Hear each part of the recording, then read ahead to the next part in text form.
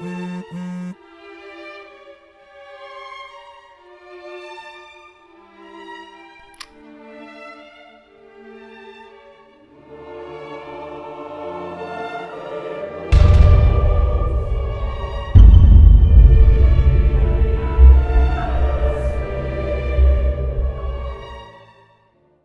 everyone. Welcome back to Cinema Prescriptions, where we dive deep into a film and prescribe you all that you need to enjoy the film. I'm your host, Mr. Dr. Rice, and today we will be going over for Joker, Folie or Deux. Let's get to it. So the synopsis for this film is: struggling with his dual identity, film comedian Arthur Fleck meets the love of his life, Harley Quinn, while incarcerated at Arkham State Hospital. Arkham State Hospital. So this sounds like it's going to be like Mad Love, Harley meets Joker, and they begin their crime spree, or, their reign of villainy. That's what I'm looking for in this film.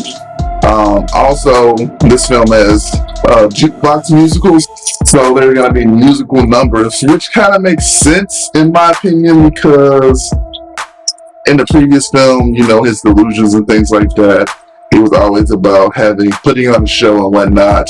So why would he not put on a show when he meets the love of his life? And maybe this could be more so of a psychotic romance film. That's what I was looking for going into this one. So the director of this one is Todd Phillips. He's known for directing Starsky and Hutch, the Hangover trilogy, War Dogs, and the original Joker film. So, his films are more so comedy. I know he did a departure from that when he made this Joker. And it's always great to have the original director of the previous film direct the sequel, because you get that continuity. So I'm interested to see what he does with this film. The budget for this film was $200 million, which is a big increase from the previous film, which was between 55 and 70 million. This is like a prime case of what I always preach, that sometimes having a bigger budget can weigh down a film. Sure, you get the big name actors such as Joaquin Phoenix and Lady Gaga. The production value of the film is really good. So the cinematography looks great in this film.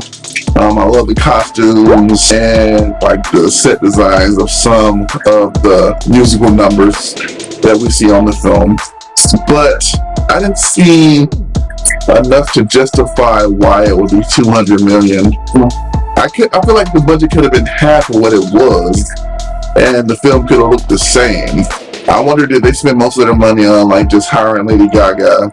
Because they only really had two locations that they utilized throughout the film, which was the Arkham State Hospital and the courthouse. So those are only two locations that they utilized, versus the other film, what took you to a hospital, took you to Arthur's home, and took you out in the city and stuff like that. So you got to see a lot of more things in that film for less of a budget. So, and just because the budget was so high, I feel like the story kind of suffered, because they were trying to lean more so into the music and to like these elaborate costumes, show him in so many interesting shots and stuff like that. But I feel like they kind of way down the story. There could be where the money also went towards clearing music and stuff like that, because it did have quite a bit of songs in it. But I feel like this movie could have been better if maybe the budget was half of what it was. A good comparison film for this one, I mean, it took me back to The Machinist, the Christian Bale film that was huge because he lost a lot of weight for that film. That was a psychological horror where the actor gave a great performance.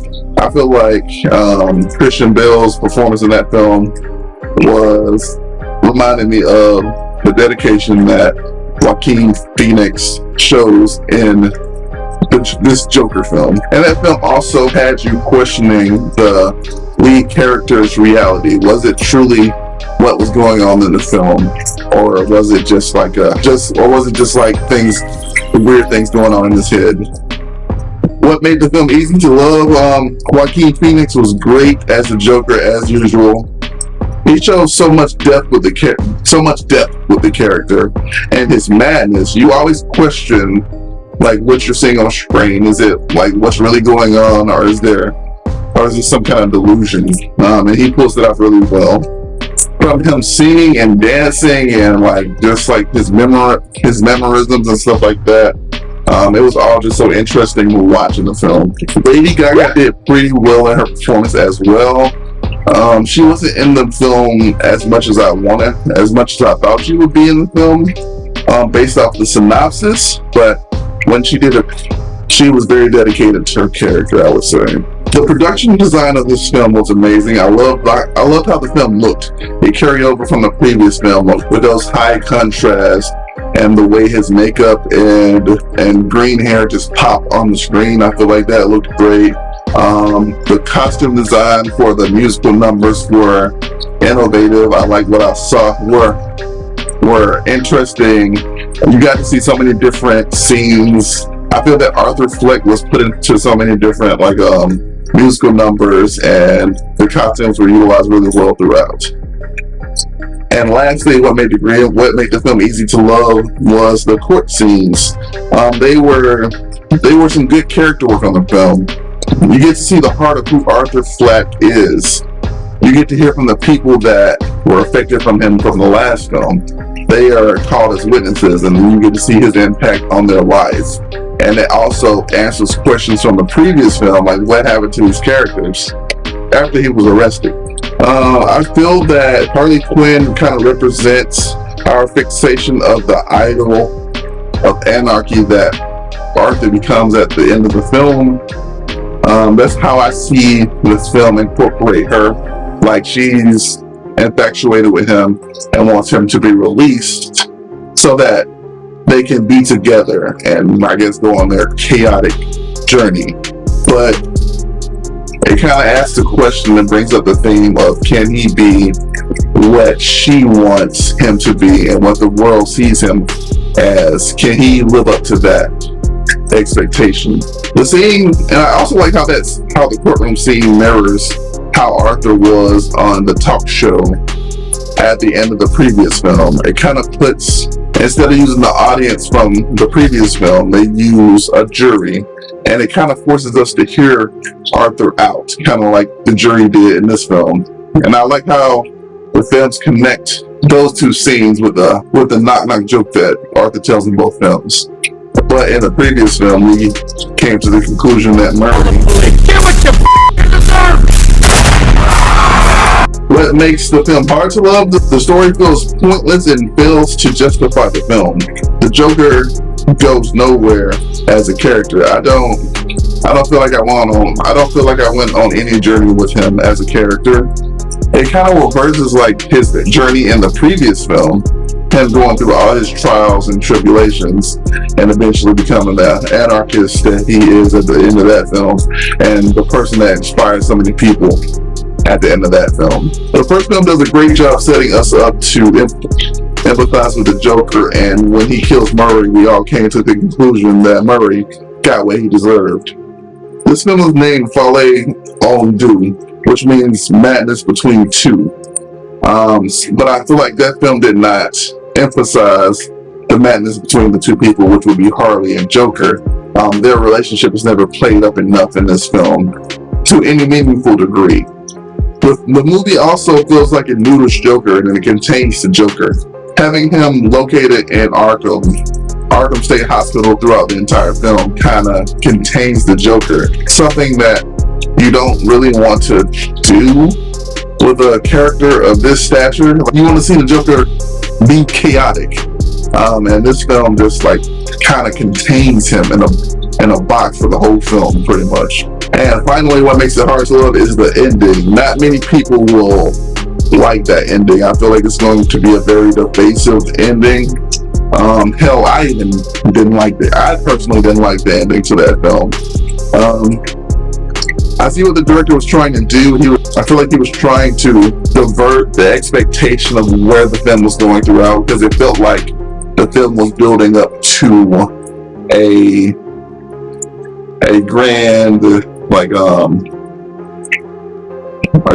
movement through the Joker and him being free, and just his followers getting behind him and whatnot. I feel like the director wanted to divert that and make it something totally different, and I feel like it kind of does a disservice to one of DC's most iconic villains, and it kind of comes off as a preview to the fans. You're not getting what you want, and I feel like that's not what you want to do with this character. But that's my opinion.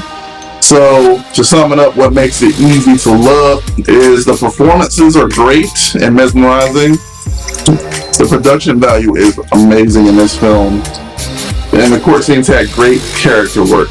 What makes it hard to love is the story feels pointless and fails to justify the film. The movie feels like it mirrors the Joker, and the ending will be very divisive. But that is my prescription for you. So feel free to comment what movie I should see next. I think I'm going to see Smile 2 next, which I enjoyed the first one. I've seen it way too many times. So thanks for watching. See you next time.